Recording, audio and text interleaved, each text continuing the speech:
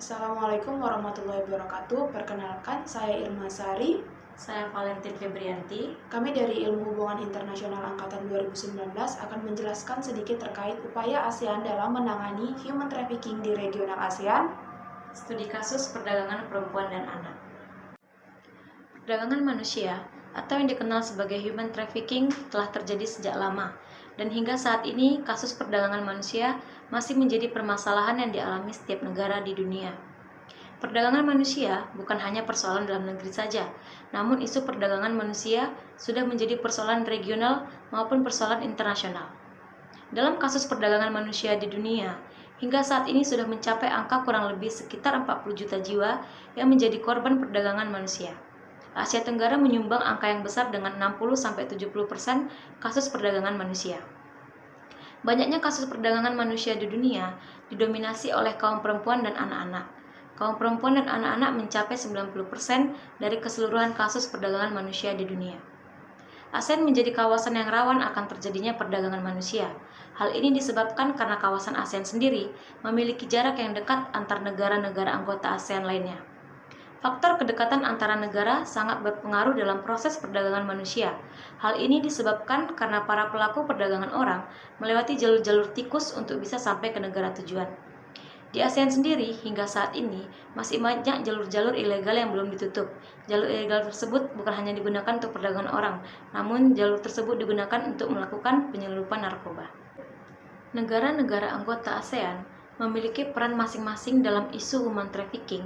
Terdapat negara yang menjadi asal-usul orang yang diperdagangkan, dan ada pula negara yang menjadi tempat tujuan korban perdagangan orang. Data dari International Organization for Migration menyebutkan 4 negara ASEAN, Laos, Kamboja, Thailand, dan Indonesia merupakan penyumbang utama perdagangan manusia di dunia. Sedangkan Malaysia merupakan salah satu tujuan populer dari perdagangan manusia.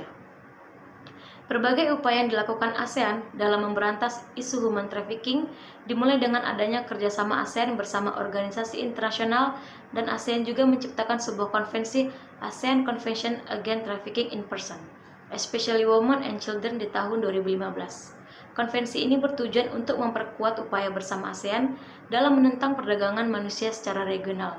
Negara-negara anggota ASEAN rata-rata telah meratifikasi konvensi aktivisi dan memiliki tekad yang sama dalam memberantas perdagangan orang yang terkhusus kepada perdagangan perempuan dan anak. Dalam menangani kasus perdagangan manusia, ASEAN membutuhkan kerjasama dari berbagai negara anggota ASEAN untuk saling berkomitmen memberantas perdagangan manusia yang terkhusus kepada perdagangan perempuan dan anak. Keterlibatan negara-negara anggota ASEAN dan negara-negara anggota dari Aktif WC juga sangat diperlukan dalam memutus mata rantai perdagangan manusia. Hingga saat ini, perdagangan manusia masih sering terjadi di wilayah regional ASEAN. Hal ini disebabkan lemahnya hukum di setiap negara anggota ASEAN dalam menangani kasus perdagangan manusia. Tindakan ASEAN dalam mengatasi kasus perdagangan orang sudah tepat, namun kontribusi dari negara-negara anggota belum terpenuhi.